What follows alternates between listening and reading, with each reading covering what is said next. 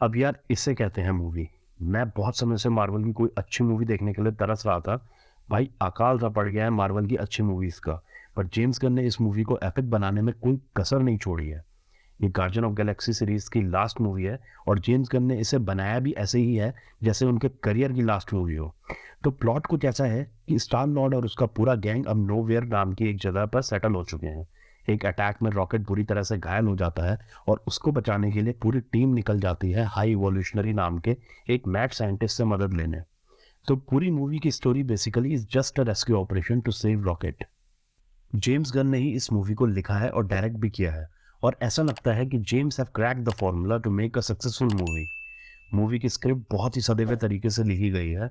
Movie present से पास में जाती है पर कहीं भी आप अपना फोकस लूज नहीं करते हैं। कई बार क्या होता है कि मूवी फ्लैशबैक में जाती है और पास्ट ऑडियंस को बांधने में कामयाब नहीं हो पाता है। स्टोरी में कंटिन्यूटी ना होने की वजह से मूवी लूज इट्स फ्लो। पर मानना पड़ेगा, जेम्स गन की राइटिंग दोनों पास्ट और प्रेजेंट को इतना इंटरेस्टिंग बना देते हैं कि मूवी का फ्लो इंटैक्ट रहता है और 2.5 घंटे कब बीत जाते हैं पता भी नहीं चलता है। मूवी की स्टोरी इंगेजिंग है और एटलीस्ट किसी तरह का वोक एजेंडा ऑडियंस पर नहीं थोपती है। एक्टिंग के डिपार्टमेंट में सभी ने अच्छा काम किया है पर ड्रैक्स के रोल में बटिस्टा आपका दिल जीत लेते हैं। उनके कैरेक्टर में एक इनोसेंस है जो उनके कैरेक्टर को मल्टी डायमेंशनल बनाती है। Bautista is huge and his character is violent but the foolish things he do makes him funny and malleable.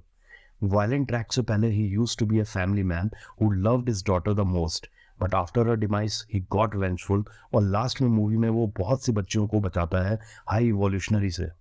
So he lost one daughter but got thousand in the end. He takes the responsibility of taking care of these kids and in the end Drax is in peace। और ये उनके character arc को round up बड़ी खूबसूरती से करता है। Chris ने पूरी मूवी में गमोरा का ही रोना लगा रखा है। एक टाइम तो ऐसा आ गया था मूवी में, I was like please move on यार, मूव ऑन। मतलब दूसरे टाइमलाइन की गमोरा है वो इसे मुंह नहीं लगाती है। तो स्टार लॉर्ड के तो लॉर्ड लग गए हैं ऐसा कह सकते हैं। जोक्स अपार्ट, क्रिस का कैरेक्टर मूवी में वैसा ही है जैसा कि पहले 2 पार्ट में था। He is suffering because he has lost everything. Gamora, his mentor, his father and his team is the only thing which kept him going on till now. But now his best mate is also on the verge of death. In the end, he takes a sabbatical and return to Earth to meet his grandpa, and his arc also get a satisfactory ending. पर एक character जिसने सबसे ज्यादा Impress किया वो है Rocket and I was not expecting him to get this much of screen time. अगर ये कहा जाए कि ये मूवी का सेंटर स्टार लॉर्ड ना होकर रॉकेट है तो ये गलत नहीं होगा। जेम्स गन ने रॉकेट को जिस तरीके से लिखा है वो आपको रॉकेट के इनर पेन और डिलेमा से कनेक्ट करता है और आप इस कैरेक्टर को और भी अच्छे तरीके से जान पाते हैं जो कि हमें पहले की 2 मूवीज में देखने को नहीं मिलता है। We have known Rocket to be rude and angry but this movie tells us why you go through his suffering and pain throughout the movie. Last में let's talk about the elephant in the room. Yes, I am talking about High Evolutionary. भाई इस बंदे की सनक का कोई अंत नहीं है। He wants to create a perfect society and for that he do all sorts of crazy experiment.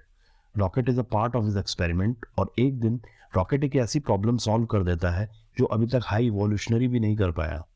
And as a superior being ये बात कहीं ना कहीं हाई इवोल्यूशनरी को खटक जाती है कि how this inferior being is capable of doing this.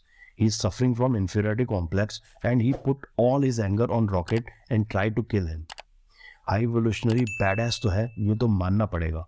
He is ruthless, he is powerful and just like Thanos, he follows a certain twisted ideology which in the end leads to his demise.